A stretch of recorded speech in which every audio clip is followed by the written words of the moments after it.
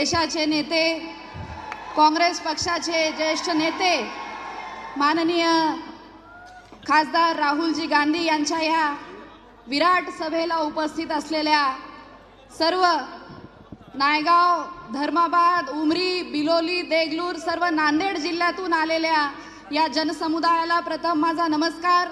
व्यासपीठावर उपस्थित असलेले काँग्रेस, राष्ट्रवादी काँग्रेस, शरदचंद्र पवार गट, शिवसेना उद्धव बाळासाहेब ठाकरे गटाचे सर्व प्रमुख मान्यवर, राज्याचे नेते, जिल्ह्याचे सर्व सन्माननीय पदाधिकारी, उपस्थित असलेले पत्रकार बांधव, मोठ्या संख्येने उपस्थित असलेल्या महिला भगिनी आणि बांधवांनो, आज आपण जी या जाहीर सभेला उपस्थिती दर्शवलेली आहे, महाविकास आघाडीच्या बाजूने नांदेड जिल्ह्यातली जनता खंबीरपणे उभी आहे हे आपण सर्वांनी दाखवून दिलेलं आहात।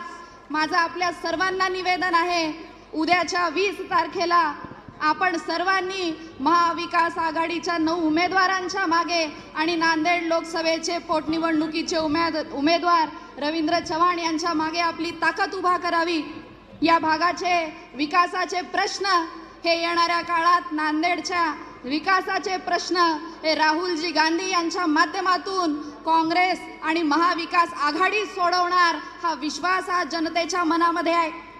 आज या ठिकाणी नायगावच्या संदर्भाने बारूळ धरणाच्या कॅनलच्या बांधकामाचा प्रश्न आहे, यूपीपी धरणाच्या धर्माबाद आणि उमरीच्या कॅनलच्या बांधकामाचा प्रश्न आहे, आपल्या बाबळी बंधाऱ्याचा प्रश्न येणाऱ्या काळामध्ये आज तेलंगणामध्ये काँग्रेसचं सरकार आहे, महाराष्ट्रामध्ये महाविकास आघाडीचं सरकार येणार आहे आणि आपल्या नायगाव देगलूर विधानसभेतले सर्व सिंचनाचे प्रश्न हे काँग्रेस आणि महाविकास आघाडी सोडवणार हे सर्व नेत्यांच्या माध्यमातून आपल्याला करायचं आहे। आज आपल्या धर्माबादच्या, उमरीच्या, नायगावमध्ये तिन्ही शहरांमध्ये आपल्याला चांगल्या पद्धतीची अद्ययावत रुग्णालयांची सोय पाहिजे, रस्त्यांचे विकासाचे प्रश्न आहेत, दळणवळणाचे प्रश्न आहेत।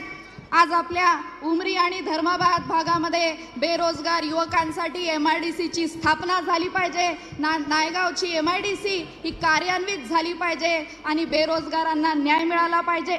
आज शेतकऱ्यांचे प्रश्न आहेत, आमच्या नायगाव विधानसभेमध्ये गोदाकाठच्या सर्व शेतकऱ्यांना विशेष आर्थिक पॅकेज मिळालं पाहिजे आणि काँग्रेस आणि महाविकास आघाडीच्या माध्यमातून हे काम होणार हा विश्वास आमच्या मनामध्ये आहे। महिला सक्षमीकरणाच्या माध्यमातून, शेतकऱ्यांसाठी काम करण्याच्या माध्यमातून येणाऱ्या काळात हे सर्व प्रश्न आम्ही सोडवण्यासाठी कटिबद्ध आहोत हे आपल्याला या ठिकाणी आवर्जून सांगते।